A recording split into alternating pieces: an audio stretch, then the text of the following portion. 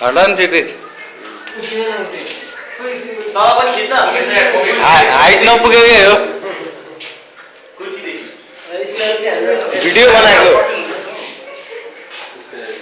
रेन्जी शेर्पाको video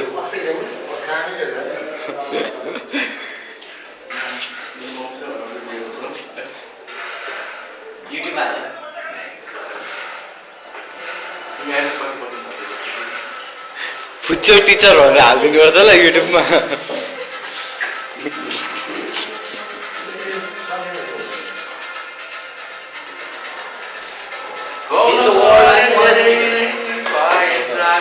Mr. Renji Sherpa, he is the world's smallest teacher. Fuck! What fuck is that was tragedy? It's fucked.